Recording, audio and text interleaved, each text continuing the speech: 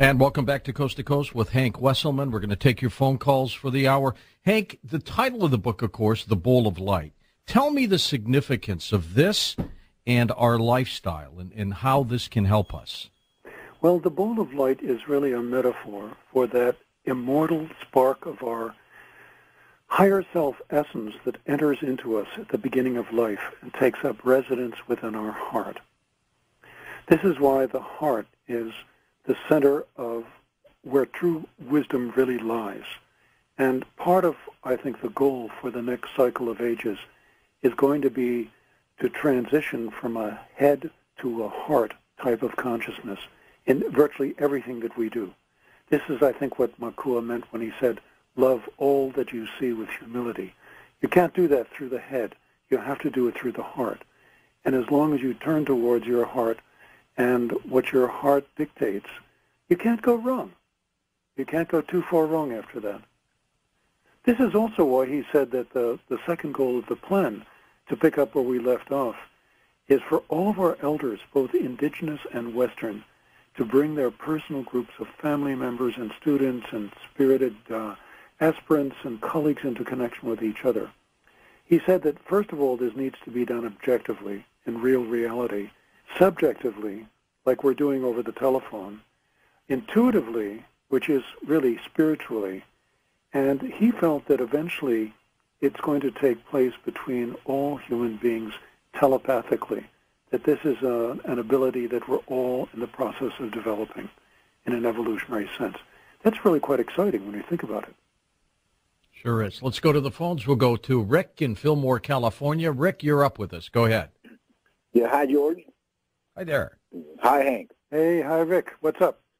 Yeah, I think you're a very, very highly enlightened person, and I think you are very, very enlightened. There's a lot of wisdom in your talk, and I find that was very, very, very positive. And did you know I was reading a thing about an old Buddhist text. It's very important, but said in this one line, a very wisdomatic line, it said, "Good by the inch invites evil by the yard." And that kind of struck me as a very powerful line because it made me. I think it really is true that good by the inch invites evil by the yard, and I don't know why. Is it because of the electromagnetic sphere or the energy, or what's your take on that? Well, I think it's partially because once we decide to step up, in other words, once we decide to step up and out of our former life ways and our former behavioral patterns, and once we decide to become members of this spiritual hierarchy, our responsibilities include discovering what it is that we're meant to bridge into this world. And this is also in addition to the gifts that we're here to offer, in addition to our life roles, and in addition to our own personal growth as an embodied immortal, in addition to the lessons that we're here to learn. This is really about each of us clarifying and refining the vision, for the vision itself permeates all of us, and it evolves and changes as we evolve and change ourselves. Nothing is set in stone, not scripture, not sutras, not ceremony. And I think this is part of the wisdom that this great man Makua had to share with us, which is so nurturing at the soul level. Hank, what does this tell you about life itself when people like Hale, shamans, possess this incredible spirituality, this ability to touch their, a human soul with the way they think, their thought process? They're very special people. Well, there's a great difference between an indigenous society and a Western society like our own. Indigenous people tend to live in small, homogeneous societies in which the shamans of the community are well known, and they serve as medicine people, as healers, as wisdom keepers, and so forth and so on. Everybody knows who they are. In our society, shamans tend to keep a fairly low profile. I think this is because of the memories that we all have of what happened when the church decided to eliminate the competition which reached its peak between the years 1500 and 1650 during the great witch hunts, and millions of people were killed because they were in direct competition with. But, you know, what's happening now is that everything is in the process of shifting as we come to the end of this cycle of ages. And it's really now about the elders stepping up and coming forward and connecting with each other and bringing all of their associates and colleagues into connection with each other as well. It's about creating connection rather than furthering separation. And, you know, this brings up, you know, just a little bit more about the plan, if you'd like to hear about it, because there are essentially three stages that Makua saw as go ahead. being. Sure. The first stage is political in nature, and the objective of the work at this level is to develop international links throughout the world through the vehicle of consciousness itself. Now, this is a fairly tall order, but the foundation for these links has to be based in compassion, in aloha. This was absolutely central in his teaching. The consciousness will create the foundation and then embody a spirit of international interdependence and interrelationship based on that aloha. And so what he was saying is that isolation, separateness, exclusiveness, and the cultivation of nationalism just simply has to go.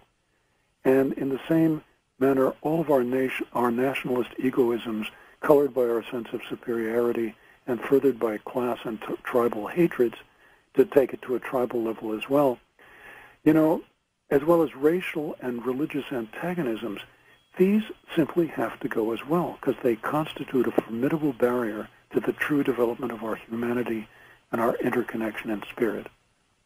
And this is what he saw as the core of the political nature of the plan. He said that the spiritual awareness of these facts has to be acknowledged and absorbed by each one of us so that we can begin to then move up and into this true spiritual hierarchy. And this is above and beyond our participation in or involvement with any organized religion or sect, any political party or socioeconomic stratum, or even any cultural identity. Now, this is a fairly tall order when you think about it. It's a huge order. Let's go to Honolulu. Makona, you're on with Hank Wesselman. Hi, Makona. Hi, it's Makona. Frank, Hank has some very beautiful things to say. And one of the things, though, he said that his book, The Bowl of Light, is the first one published with true Hawaiian philosophy. And he said he was surrounded by books, and I think he missed a few. And in fact, I find it rather insulting to all the Hawaiian authors who have written books. The story of The Bowl of Light was first published by a Hawaiian, an author named Polly J. Lee, in 1986 in her book, Tales from the Night Rainbow, which is a classic. She also wrote the book Ho'opono. Oh, yes, I'm very much aware of that book. And then there's Nanaviri, there's Mary Kavena Pukui, there's Tachika Anoi, there's Moki Kupi Hea. So for you to say that yours is the first one, no, I don't think he said Hawaiian that. philosophy, he did. No. He's talking about the shaman, not himself. This is the first one to be published from Makua's perspective. And as such, it represents quite a unique book. I've widely read in the literature by Kupihea and the Tales of the Night Rainbow and Leilani Melville Lewis. Well, Hank, I got to tell you, though, let me stop you there. If you were to tell me every Hawaiian book written about things like this, I would have said, Hank, we're doing the interview about you and your work, not all those other people. So, great.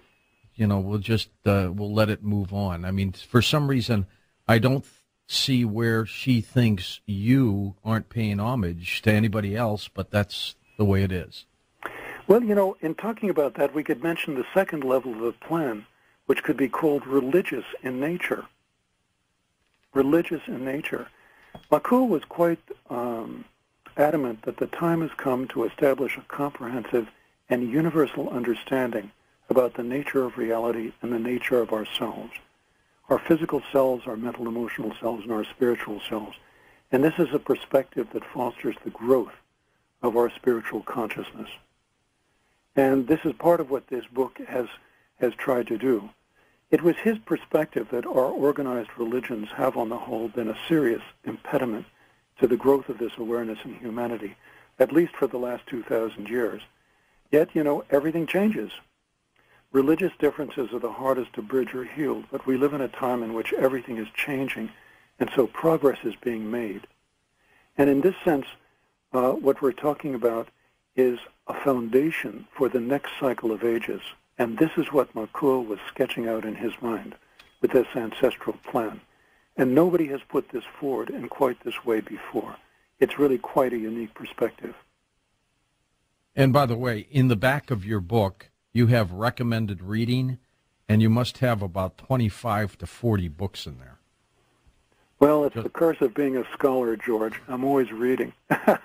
I know, but I just want her to know that you do recommend a lot of other books. Let's go to Jeff in Culver City, California. Hey, Jeff, thanks for calling. George, and to your guest, Hank. Yes, I'd like to know if you were familiar with the Sai Baba of India and his recent passing, and if so, what do you think his reincarnation would be like since he was revered as a godlike figure over there? And I'll take your answer off there. Thank you. Oh, you're welcome. Yes, he'd been sick for some time, and he has just passed on, Hank. Yeah, I never met him, but of course, I, like everyone else, has heard all the stories about the miracles and as well as the flaws in his character. I mean, this is all very well known. But he was a holy man, and, his passing is very sad because what's happening is a lot of the elders are dropping off the screen. Makua's gone, Auntie Poipoi from Maui is gone. A lot of the elders are going, and it means that the younger generation now has to really step up and take the helm in a way, drawing on the knowledge of the past to create the future that we want to pass on to our descendants. But Sai Baba was a holy man, and I'm sorry I never met him.